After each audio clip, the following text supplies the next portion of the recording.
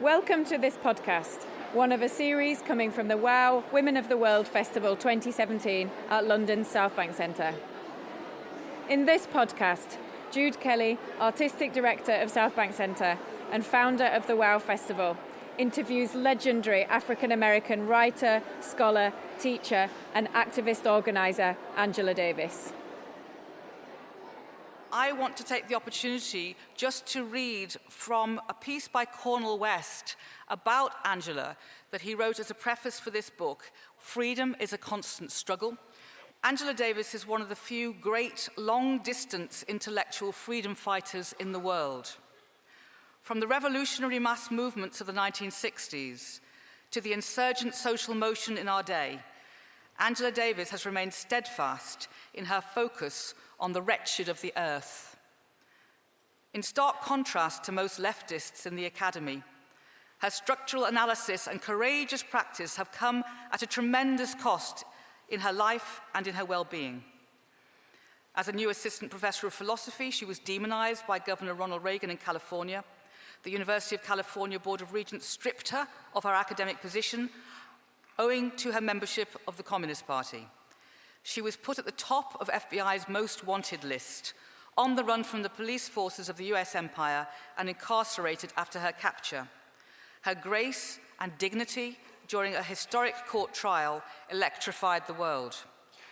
And her determination to remain true to her revolutionary vocation in the intense international spotlight has been an inspiration. After the systematic state execution or incarceration of black warriors and government incorporation of black professionals, Angela Davis still stands tall with intellectual power and moral fervor. During the 30-year ice age of neoliberal rule, Angela Davis remained on fire for the freedom of the poor and working people. Her scholarship on women, workers, and people of color helped keep alive a radical vision, analysis, and practice during the Reagan and Bush years. Her pioneering intellectual and political work on the boomtown growth of the prison system helped set the foundations for the age of Ferguson. And her ubiquitous lecturing, marvelous teaching, and courageous solidarity in every corner of the globe keep candles of hope burning in the cold and chilling days of neoliberal hegemony. She remains, after more than 50 years of struggle, suffering, and service, the most recognizable face of the left in the US empire. But of course, we know that her boundaries stretch much, much further than the US empire, because we wanted her to come here to WOW at this point in time, and she's here for us today. Angela Davis.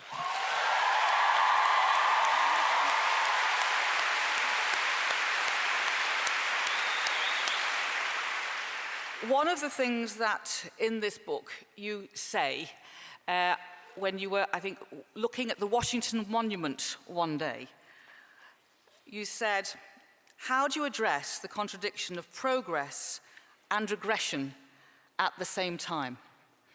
And we were reflecting about the incredible change to many rights that have happened, and yet at the same time, here we are in a situation where we have Trump elected, a very, very great set of schisms across the world, and a huge amount of turbulence that suggests that actually we haven't got a consolidated sense that we want to fight for human justice all together. And I was wondering, now that this election has happened, what you think needs to happen in terms of conversations, not just in America, but the rest of the world.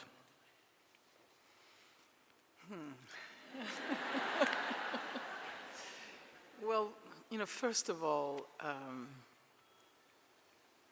the election of Donald Trump has created a disaster. I've said many times that my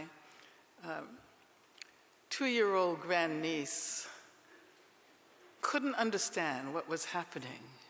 And she said, has Donald Duck been elected our president? And I always say, out of the mouths of babes, right? But of course, as as much as we work to prevent the election of Donald Trump, and I say to prevent the election of Donald Trump because I don't mean to argue that had Hillary Clinton been elected, we would have been in a substantially different situation.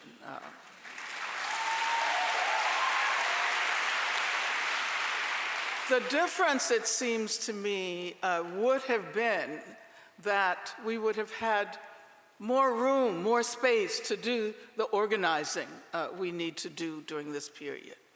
But at the same time, when Trump was elected, people began to respond in amazing ways. I myself, as someone who has been involved in activism literally all of my life, I've never experienced, even during the height of radical movements in the late 1960s and the early 1970s, the kind of mandate for resistance that people are producing these days. So yes, on that day when I visited the MLK Memorial, which incidentally was on the occasion of the second inauguration of Barack Obama, after a counter-inaugural event, after a ball that was called a Peace Ball, Voices of Resistance.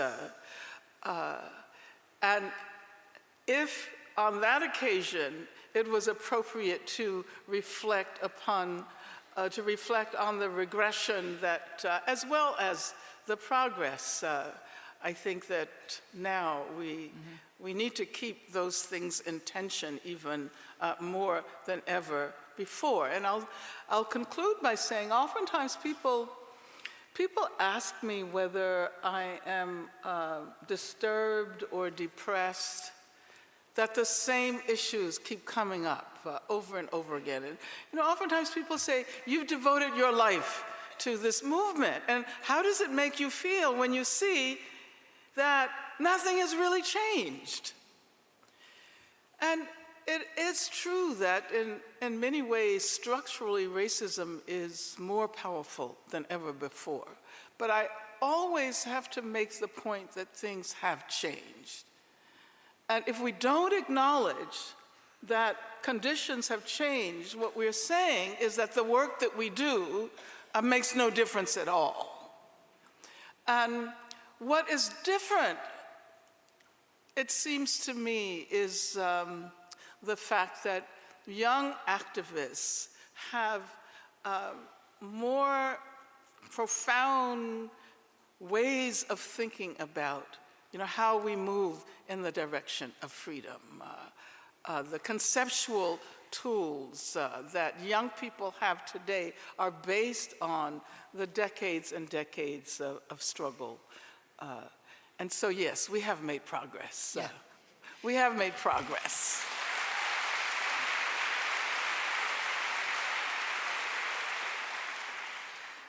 I'm glad you said that, because I think, again, in the book you talked about the fact that in a sense one has a duty to be optimistic, almost like it is part of the nature of activism to be optimistic, even if there are pessimistic circumstances. But you talked about racism, and in the book, again, you say it's actually one of the most difficult conversations to have. And you quote a moment when Obama says, well, actually, we've had enough conversations about it, and we ought to take action. And you say, well, actually, we do need to talk a great deal more. We have to know how to meaningfully talk about racism, or our actions will move in misleading directions. And I'd like to talk about that, because certainly at WOW, we are trying to understand how to meaningfully discuss racism and all areas of inequality, so that we don't fall into the inevitable complacency of thinking that gender equality is basically keeping the same world, but with women, white women, standing in the place of white men. Because that's not a world that would reflect change of values. But acknowledging that conversations about race are hard, and yet that they need to be done. Can you talk a little bit about good practice in this area? How does one start? How does one make it possible for people to start talking about race together? Well, these conversations never take place abstractly. And, there are those who are always calling upon people to participate in a conversation on race. And it's my opinion that the most effective conversations take place within the context of activism, within a context of trying to transform the world. You were talking about the problems of assuming that feminism calls for a kind of replacing of men by women, and we were talking about the fact that somehow or another we always use as our standard those who are at the center of the structures we want to dismantle. And so why would women want to become equal to men? Why would Black people and Latinos and Arabs and Muslims want to become equal to white people?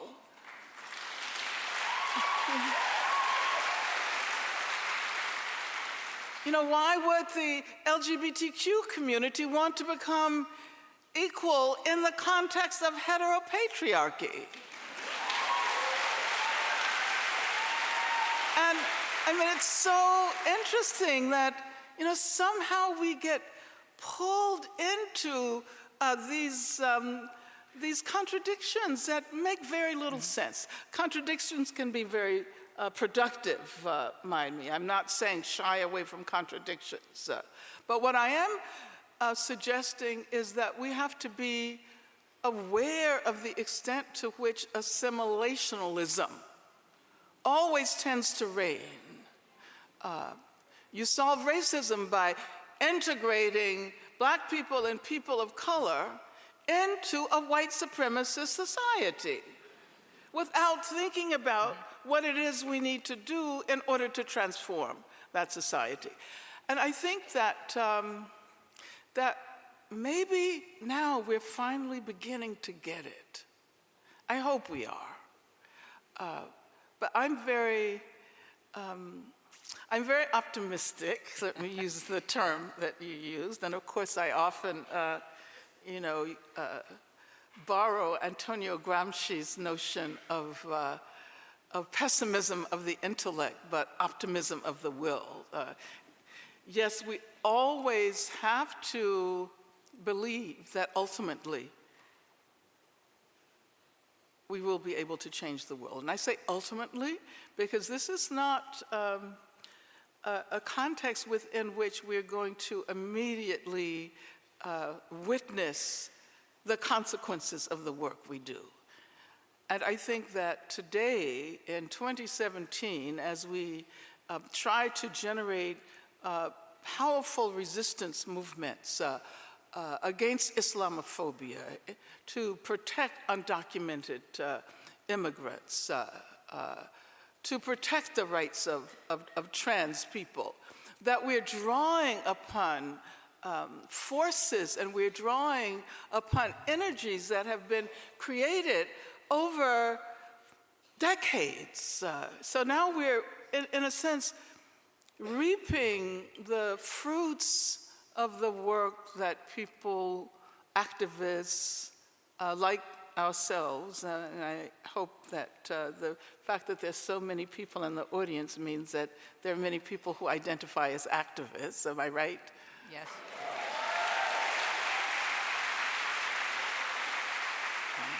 Yeah, just as we're creating the terrain for something that may happen 50 years from now. And oftentimes when I say this, people become depressed because they're saying, well, maybe I won't be around 50 years from now. But so what? What difference does that make?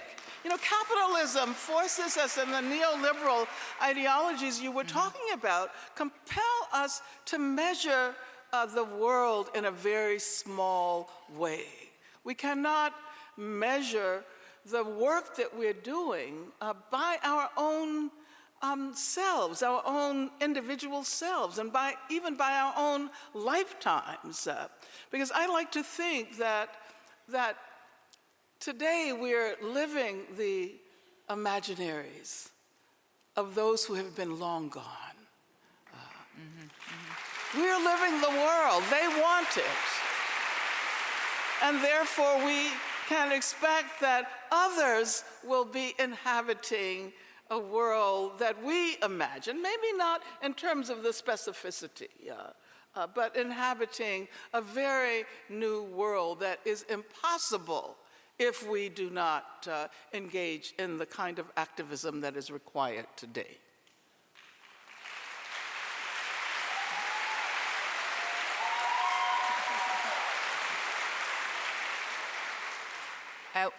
Some of the wows that we do, in particular one that matters a lot, is the wow in Catherine, which is the Aboriginal community who've done wows for the last 4 years.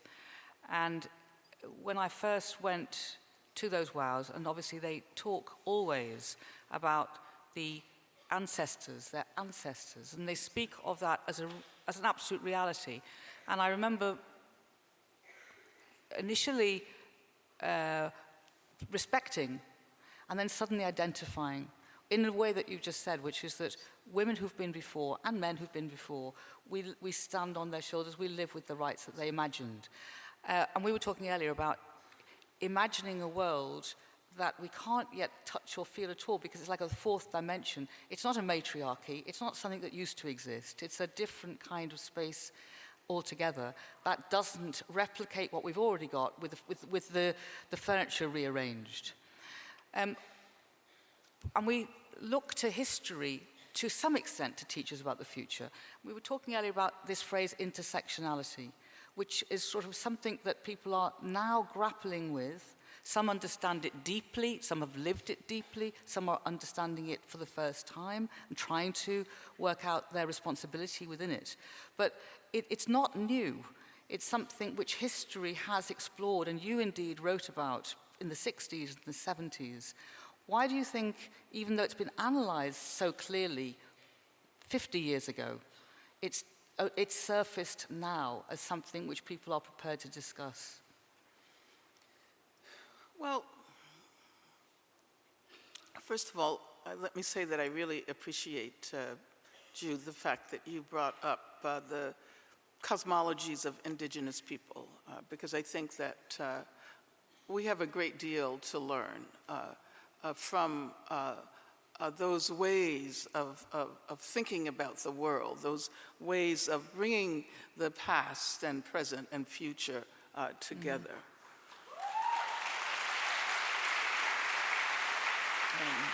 I was, Winona LaDuke, who's a really amazing Native American activist, points out that in indigenous terms, 5 generations is not a very long time. And so we have to think in terms of generations. Intersectionality. I don't think it was clearly analyzed 50 years ago. I don't think it's been clearly analyzed in the 21st century. As a matter of fact, I like to point out that the impulse for thinking about what we now know as intersectionality is an activist impulse. So, because if one looks at the struggles in the 1960s, early 1970s, around the time when I was in jail, as a matter of fact, we were, yeah, when I was in, I'm sorry. You know, I'm sorry, I sort of casually talk about the fact that I was in jail. And what I can say now is that that was such a difficult period in my life, but now I see it as a gift because I learned so much, and so much of who I am emanated from that experience of being imprisoned. But I can remember when we were trying to figure out, you know, how do women of color assert ourselves in the women's movement that was emerging? And as I've pointed out many times, I was often the target of a question that went something like this. Well, you know, what are you anyway? Are you black or are you a woman? And of course, there was that wonderful anthology, you know, all of the women are white, all of the blacks are men, but some of us are brave. And I think that bravery is beginning to rise. And so there were so many ways that activists and scholars and scholar activists were attempting to figure out how to think these issues together, how to develop activist strategies, organizing strategies that attended to the interrelationships of gender and race and class and sexuality. And many terms were used. The whole notion of double jeopardy was used early on to be black and female, an article that appeared in one of the first women's liberation anthologies by Fran Beal. And then also triple jeopardy, which became the title of a newspaper that was associated with an organization called Third World Women's Alliance. And the triple jeopardy was imperialism. This was the era of the Vietnam War, racism, and sexism. And I could actually do a lecture for the next hour about the genealogy of the term intersectionality, but intersectionality is just one of the most recent concepts that emerged to attempt to approximate the ways in which these modes of oppression, these categories come together in reality, in social reality. Unfortunately, many academics think that the terms we use in academic languages coincide exactly with the social world. But I think that what we're doing is we're trying to find ways to give expression to the social reality that always exceeds our ability to find concepts. And so I'm kind of sad that intersectionality, Kimberly Crenshaw, who's, you know, an amazing a legal scholar, she coined the term intersectionality, and we seem satisfied with it. And we're not continuing to find other ways to talk about the messiness, the interconnectedness, the cross-hatched character of this. I think that we have to continue because we haven't yet figured it out. Okay, that's great. I mean, I think that urging on, and that does really relate to that phrase, and some of us are brave, doesn't it? Because actually, the hard thing, the brave thing, I mean, speaking as a 62-year-old white short woman, you know, there's only so much knowledge I've got. But I can tell you what it's like to be me. And when you are standing in a place of power, which I do, because I'm the Southbank Centre's artistic director and I founded WOW, then the amount of knowledge that I don't know becomes really, you know, huge, relative to the influence one can have. And therefore, you rely enormously on the generosity of bravery all round, mainly other people's, to kind of keep the conversation moving forward. We had a very powerful wow in Baltimore recently, and it was at a time, Baltimore is a community very stricken by its divisions. And interestingly, when we were doing the WOW Festival, women of color, white women were kind of saying, we actually can't talk to each other, we can't talk to each other. And we were saying, well, you can't do WOW unless those conversations are going to be had, I'm afraid. We're just not going to do that. So in the end, actually, we had a tremendous WOW because people did have courage. But one of the sessions was, I can't remember, it was more or less, I'm tired of telling white women what it's like to be black. They can go and learn for themselves.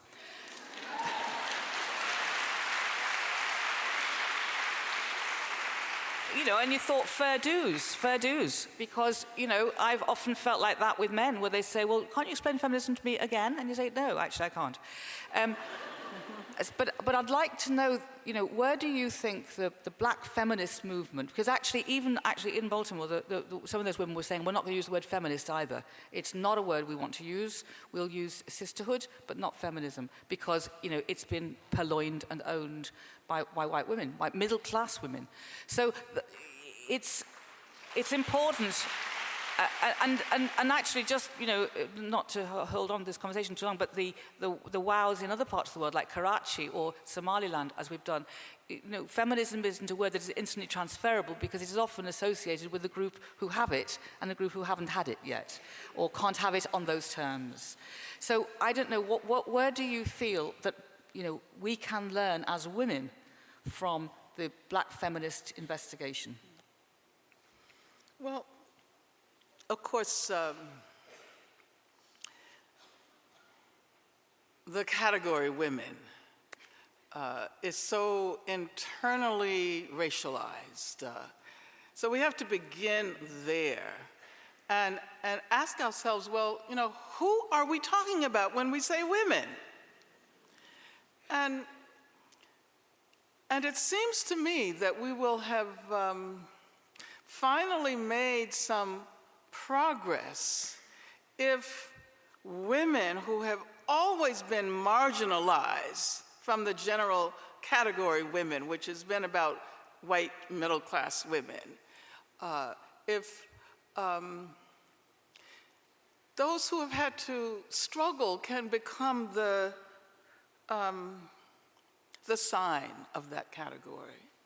And what would it be like to have, say, a black trans woman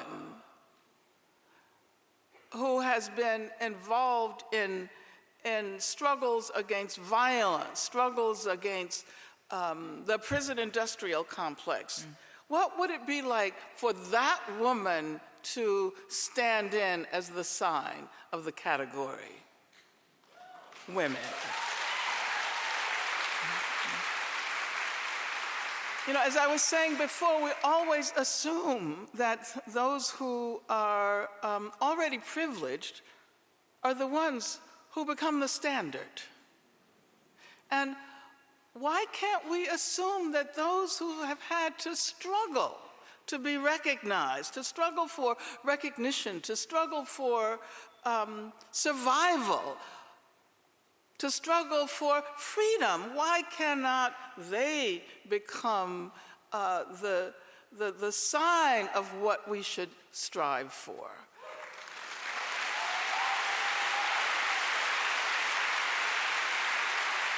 And so it's in that context. I'm someone who, after I wrote this book in, I think it was published in 1981, and it's called Women, Race, and Class.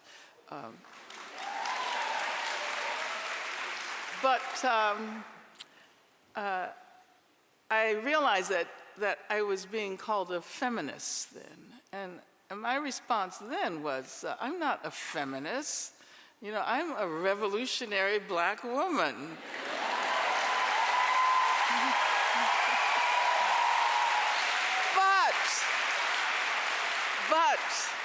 But over the years, black women, women of color have redefined the project of feminism.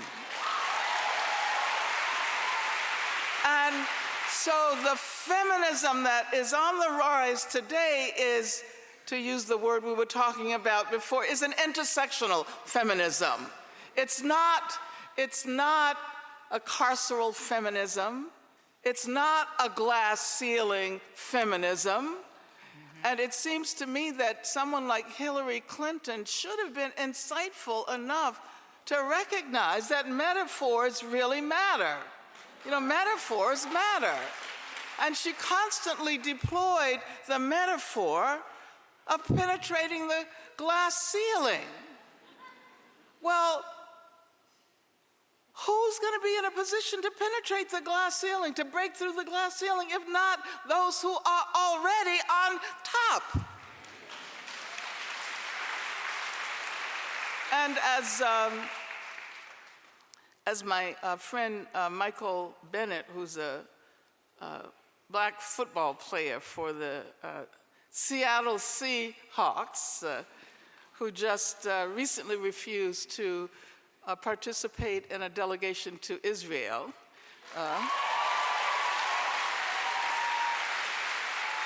And he also released a really powerful statement on International Women's Day supporting the strike, so you can find it online. But he said that he stands not with those women who are trying to break the glass ceiling, but with those for whom the floor underneath them is constantly collapsing. Metaphors really matter.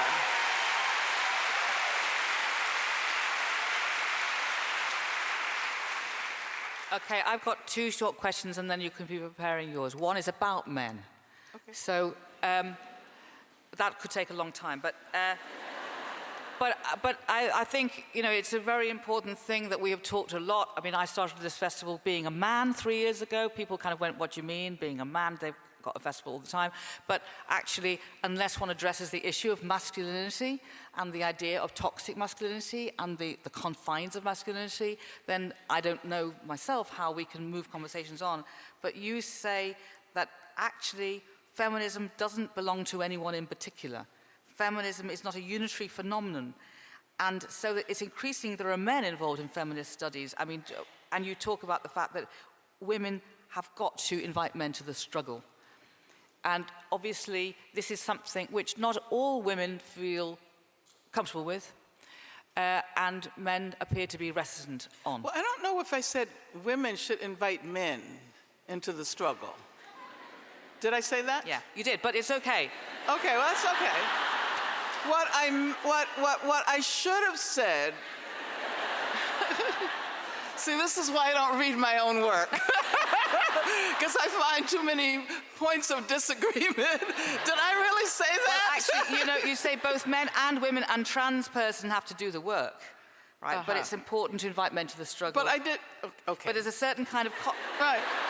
Well, anyway, let me tell you how I would... The responsible men have to no, be let me aware. tell you how I would formulate it.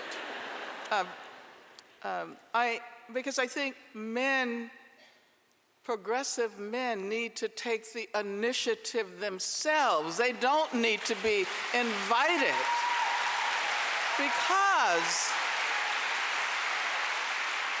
you know, so many of the issues we construct as women's issues,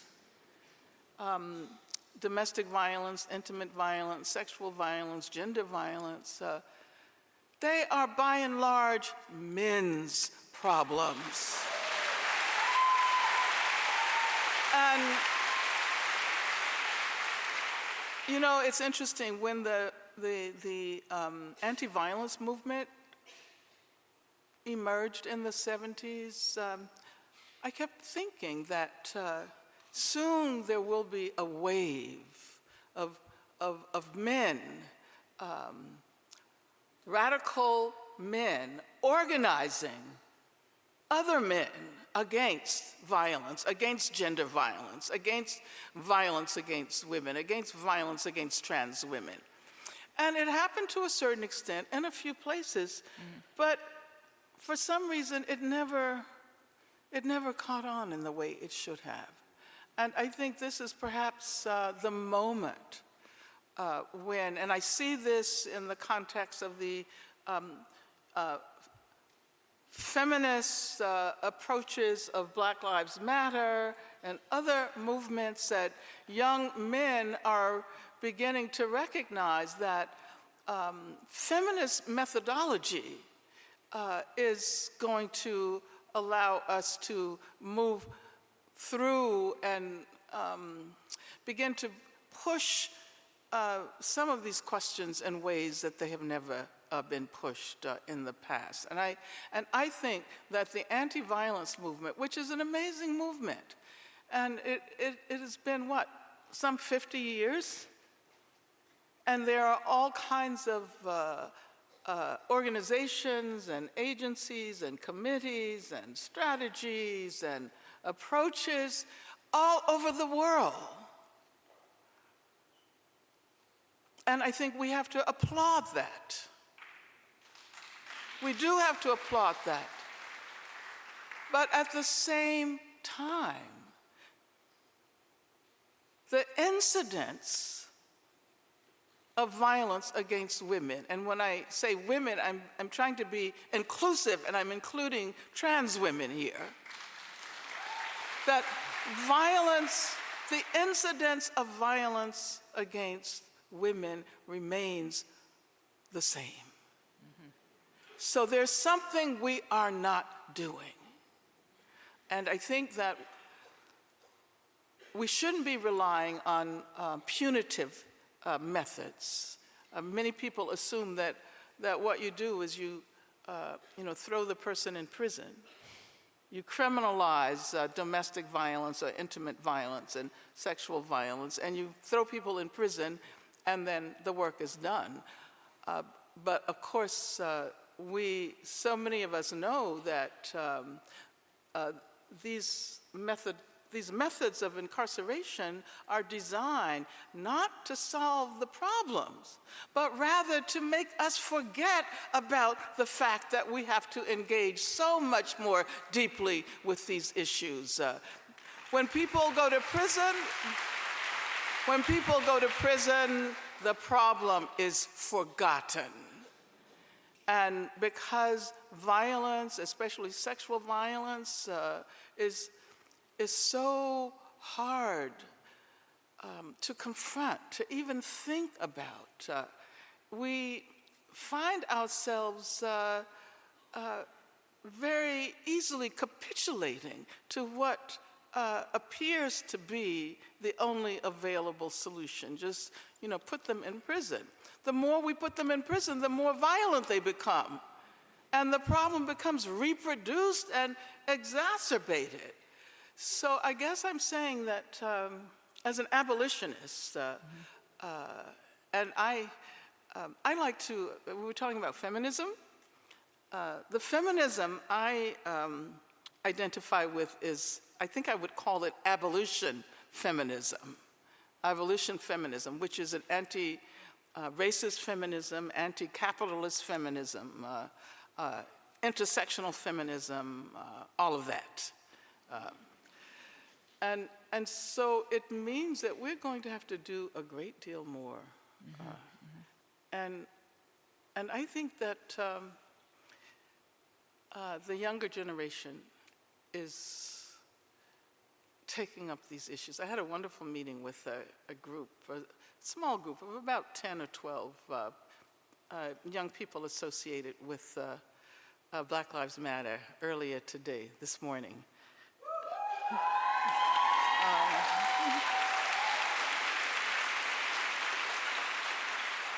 And one of the participants in the conversation was talking about how important it is for more experienced activists to acknowledge young people.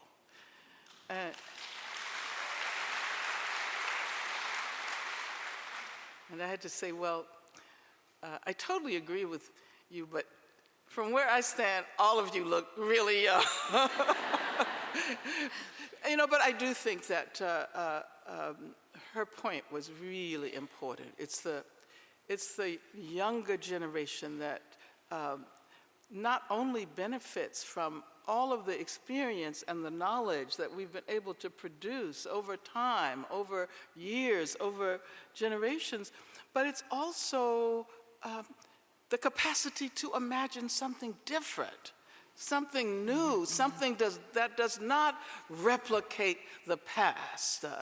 And oftentimes we assume that all we have to do is find out, what the famous activists of the past did, and we have the answer. But that's not going to solve the problem, because those of us whose experiences are connected with the past have not been able to extricate ourselves from some ideas that are often very regressive. Mm-hmm. And I include myself. This is why I think the most important learning I do at this age in my life is learning from young people. Mm-hmm.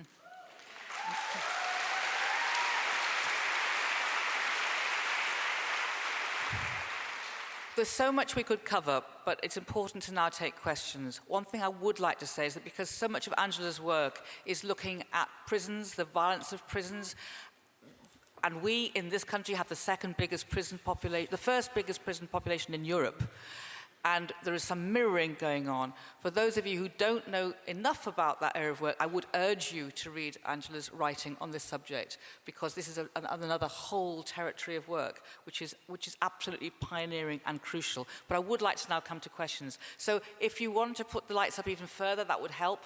And I'm going to rely on the hosts to find the people who want to, okay. So could you put your hand up if you'd like to ask a question, please? It's a kind of a bit of a host, and could you just do a lot of running around? Yes, there's somebody up there. Thank you. And you'll have to wave and stand. You've got lights, yes? So I'm going to take 3 questions at this one time. Like, who's got the microphone? Yes, thank you. Woo! Right. Angela, it is a great honour to hear you speak again. I'm so humbled. Thank you. So my name is Sienna, and I did a workshop earlier about anger, about reimagining anger and self-care. And what I want to ask you is this about the concept of anger. And I'm really interested in the notion of anger being a transformative emotion. Obviously, we understand it to be quite negative, but how can we make anger something that we use and turn into a productive energy and the impetus for change that we need? Thank you. It's my question.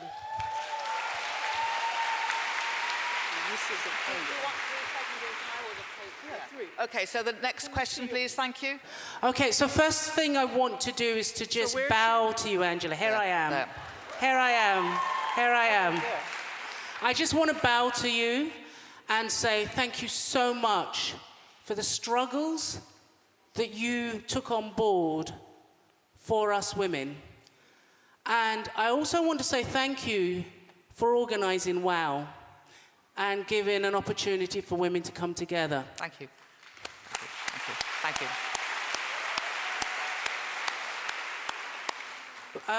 For so long, we've been, as women, thinking about the things that we have struggled with. And I feel that we need to start looking in a different way. And I think that we need to start looking at what are they afraid of? What is it that we have as women that others are afraid of? Why do we get raped? What are they stealing from us when they rape us? What are they stealing from us when they say, you're not good enough for that? What are they stealing from us when they silence us? And actually, we need to look at the power we have as women, because that is the thing that is actually our potency. And I've been talking about potency today because we have a lot of potency. And I think we need circles like these to get together and start talking about that. It's not to say the other stuff isn't important, but this is part of the new stuff we need to start talking about. Great, thank you. And there's somebody back there, yes? Is there a microphone right back there? Hi, I'm June Eric-Dory. I'm 18. And I wanted to say, to me, Miss Davis, you're kind of like a real kind of beacon and example of a black woman who really knows who she is and knows her power as well. So the thing I'm outwardly quite confident, like I do a lot of writing and activism, but I think like, especially from working now in a very, very white, female-dominated field, I felt quite overwhelmed and like just finding it quite hard not to lose sense of myself. And I know you probably get asked a lot like what the message you would give to young black women who are growing up and trying to navigate the world now. But I think you learn that. But I think the question I'd like to ask you is, what's the thing that you know now, kind of reflecting on your youth, that you wish you knew as a young black woman that you feel that is really important for us to know?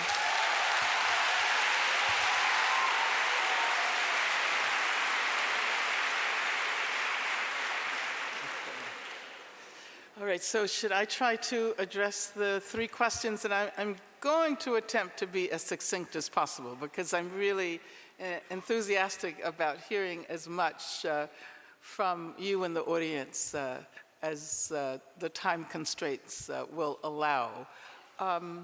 Yeah, you're absolutely right. Anger can be a powerful force. You know, I like Audre Lorde's way of addressing the uses of anger. And at the same time, I would say that we have to beware, however, that we are not self-destructive in the expression of that anger, because sometimes it turns inward. So I like to think about politics of anger and how to harness it so that we can use it as a transformative force. And I would say the same thing in response to the second question about the potency of women. And I think I would say that, you know, I don't believe in natural powers. And I don't know whether we can say that women naturally have this power. I think it's a product of the historical contributions. Women have done most of the work when we talk about building movements that have transformed our world for centuries. And Jude and I were talking about a point that I often make about the extent to which what we know as the US civil rights movement, the mid-20th century civil rights movement, that is almost inevitably represented by Dr. Martin Luther King, right? You know, maybe you hear about Rosa Parks, but you don't recognize that it was poor black women, domestic workers, who were the ones who were compelled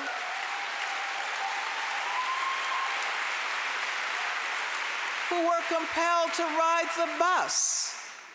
And so I like to think that we are where we are today because those poor black women, maids and cooks and washerwomen, had this collective dream of a different world. And they acted on that dream. And that is why the Montgomery bus boycott became successful. That is why Dr. King was able to emerge as the representative of that movement.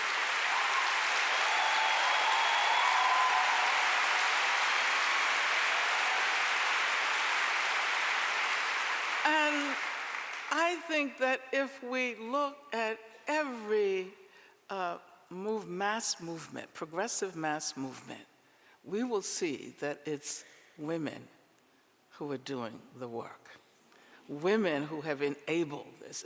And I think, the men in the audience should stand up and applaud. Stand up and applaud. Absolutely.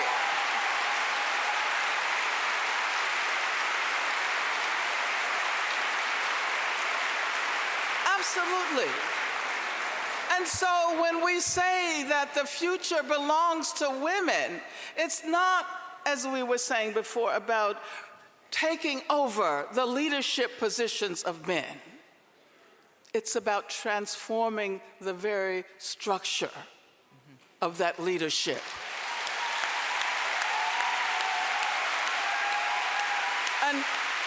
And what is important now is that we don't see the emergence of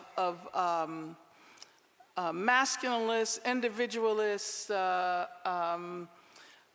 charismatic leaders. We see a collective leadership. We see Black women, we see Black queer women who are taking leadership in the movement and doing it in a very different way. And I think that insistence, that feminist insistence on collectivity is what marks the fact that we have the potential for moving in the direction of a very different future. This is what it means to say that women represent the future.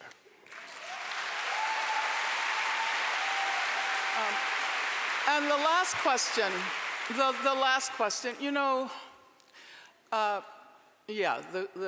question about what I would, what I wish I had known. I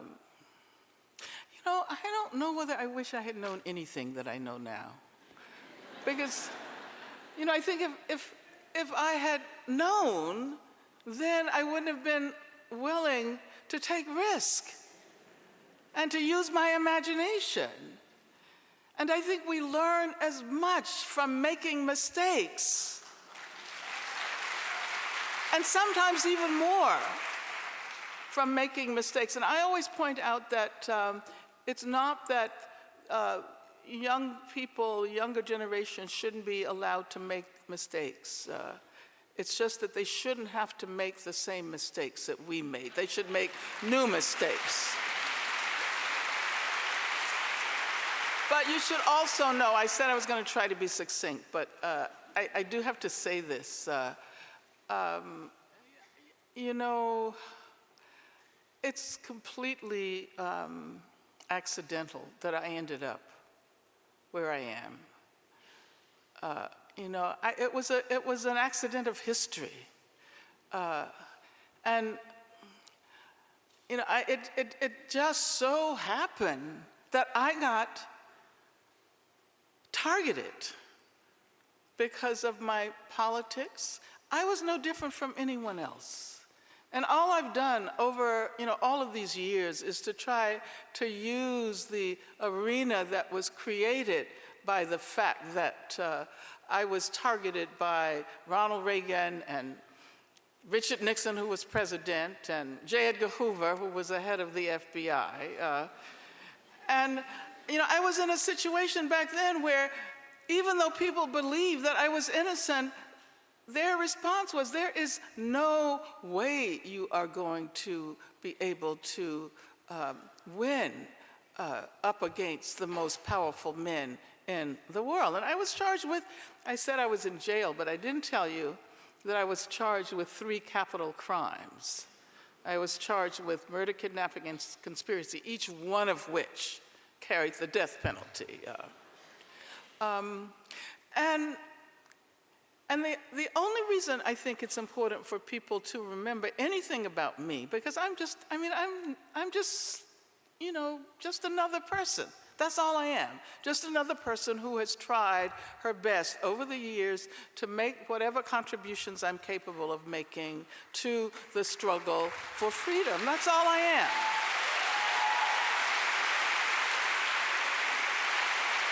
But what is important to remember is that when people all over the world join the movement to save my life, they demonstrated, the millions of people, Europe, Africa, Asia, Latin America, the Middle East, the US, they demonstrated that if we come together, if we unite, we can achieve the impossible.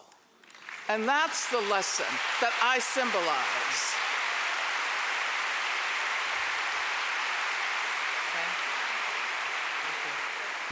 Okay, yes. Hello, I'm Macy, and I actually work with young people, especially young women who are leaving prison. What do you say, or what advice could you give me supporting young people, especially young women leaving prison, as a lot of them have self-hate and hate themselves? Okay, thank you, Macy. I've got anybody else? Where else? Who's got the microphone? Hi, Angela. Firstly, thank you for your time and your wisdom tonight. It's been really insightful. I know you're quite vocal and quite involved in the Palestinian struggle. I just wanted to know what drew you to that struggle and what similarities there are between the struggles you've had with the civil rights movement and the Black Lives Matter movement and the Palestinian struggle today. Okay, and let's take this third question down here, please. Yes, hi. I am so honoured to meet my hero. And I'm sure I speak on behalf of everybody here. I am an activist and I campaign on the issues of deaths in police custody.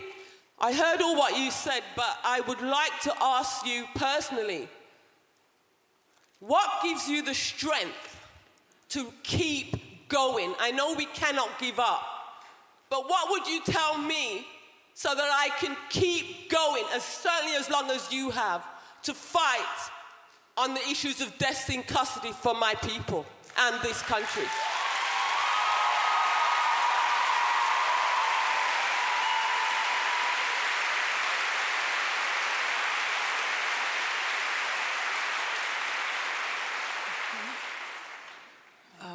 The first question, how to support women in prison.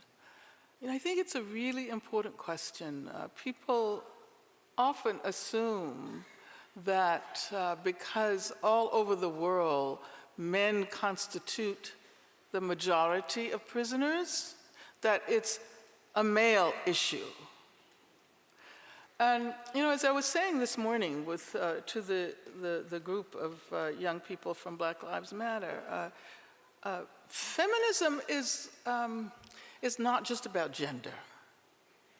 It's certainly not just about women, but it's also not just about gender. I see feminism as a methodology, as an approach, as a way to think about issues, as a particular methodology of organizing, placing intersectionality, or what we call intersectionality, at the center.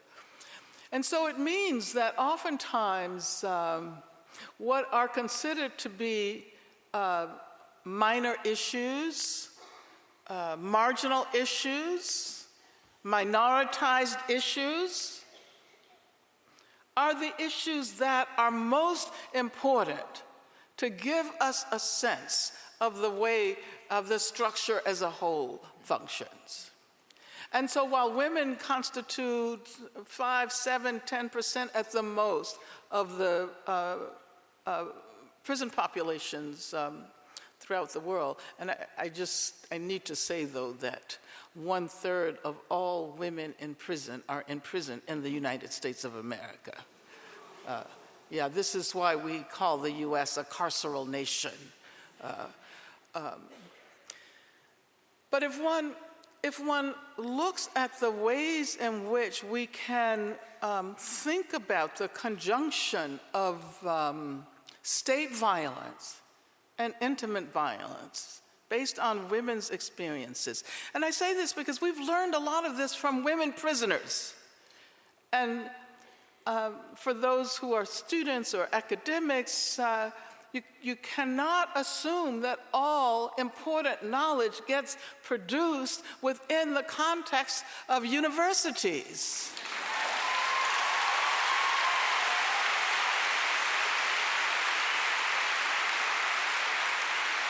And so I'll never forget the insight that came from women prisoners who said that the violence I experience inside prison feels exactly like the violence I experienced as a target of intimate abuse or domestic violence.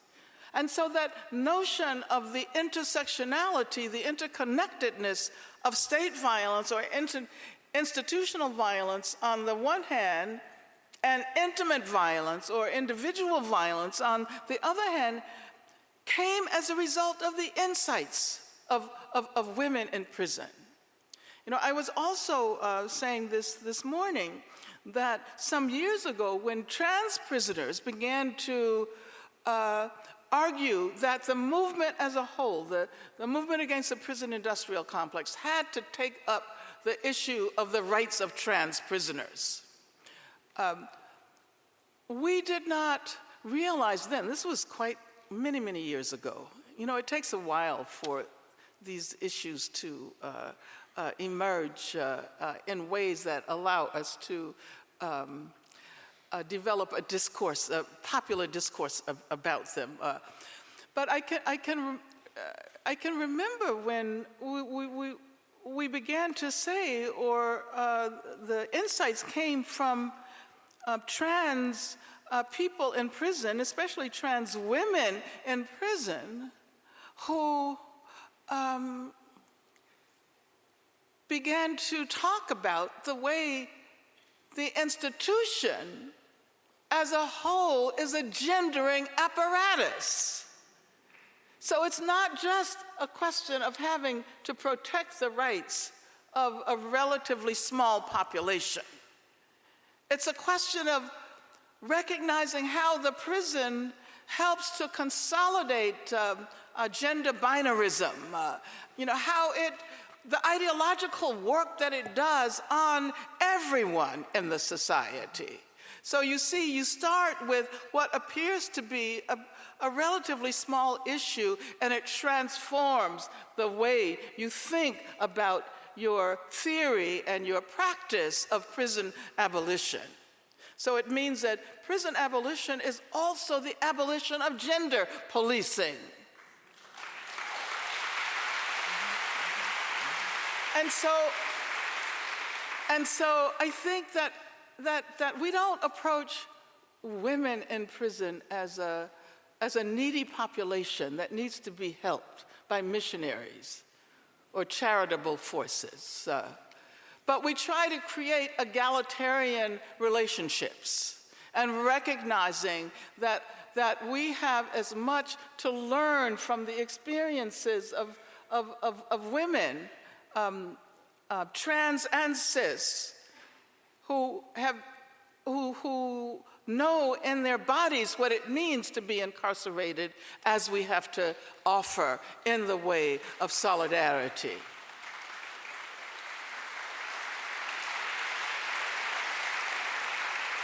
Palestine.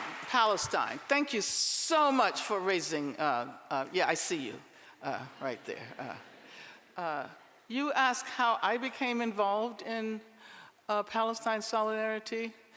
Actually, my story is really interesting because I went to a Jewish university. I went to Brandeis University, graduated in 1965, and the first Palestine solidarity work I did was during my time as an undergraduate at Brandeis. And I always point out that I actually learned from my Jewish friends at Brandeis the importance of doing Palestine solidarity work. So whenever people talk about anti-Semitism, I say, no, that is not what it is about at all. As a matter of fact, that the work for justice against Palestine is the best way to challenge anti-Semitism and Islamophobia alike. And I think that it was so important that the Black Lives Matter movement, the movement for Black Lives, took up the question of Palestine solidarity because you know, black people in the U.S. can be really U.S.-centric, you know?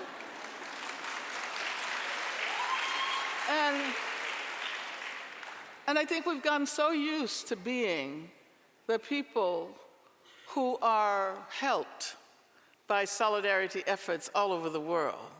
And this has been going on for centuries, right? I was just in Northern Ireland, and we were talking about the fact that Frederick Douglass traveled to Ireland to help generate solidarity. Well, it's about time that black people in the US learned how to offer solidarity. And Palestine has been so helpful in building an abolitionist movement and moving away, and I think this has to do with the question, with your comments about deaths in custody, moving away from the individualized approach that only wants to see the individual perpetrator of the crime, the murder, or whatever it is, brought to justice. We can continue to do that for eons, and the structures will remain. The racist structures of state violence will remain. And so Palestine taught us that we had to be more attentive, you know, first of all, to the connection between the current production of anti-black racism and Islamophobia. And we have to recognize that it is perhaps more important than ever before to stand up against Islamophobia, because Islamophobia is the most violent expression of racism today. And recognizing, of course, that women are the first targets of Islamophobia all over the world. But the point I also wanted to make is that we recognize that movements against police violence, against prison violence, are not only about dealing with those modes of violence within the US, but about recognizing the global connections, recognizing the impact of global capitalism, which we haven't really talked about this evening, and I don't know why. I should have brought it up before. I always do.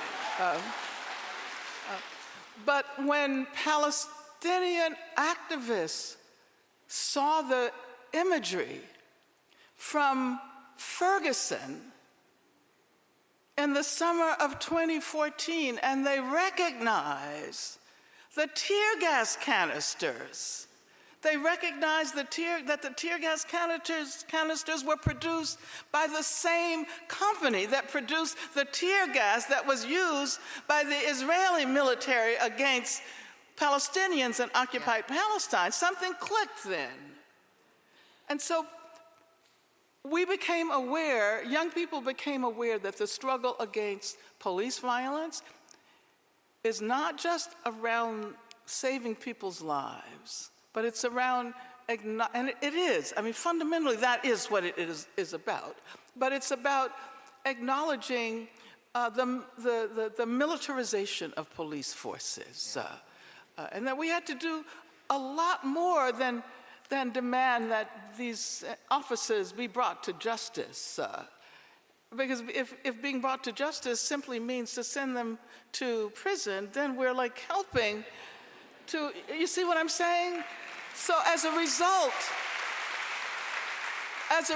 in part of this connection with Palestine, the popular analyses became so much more complicated and so much more important with respect to the intersectionality of struggles today.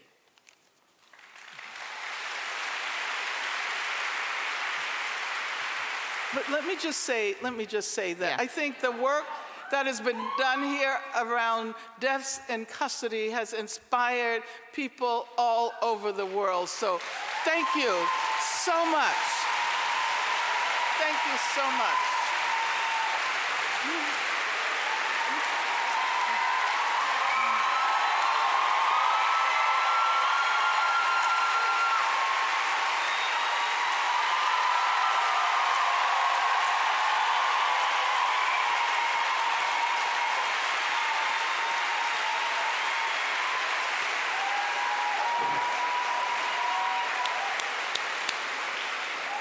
So there's just one thing I would like to ask of all of us.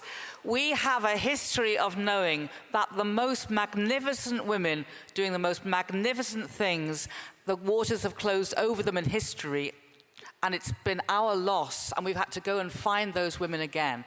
Please let us make sure, however ordinary you choose to say you are, that is not the way we feel. Well, I don't mind being old. Listen,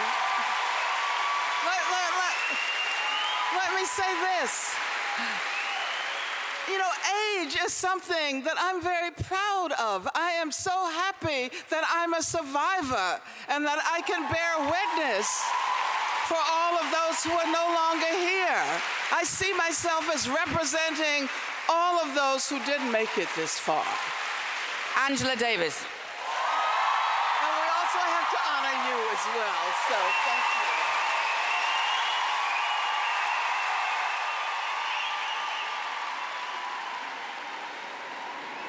Thanks for listening to this podcast, part of a series from the WOW Women of the World Festival 2017 at London's Southbank Centre.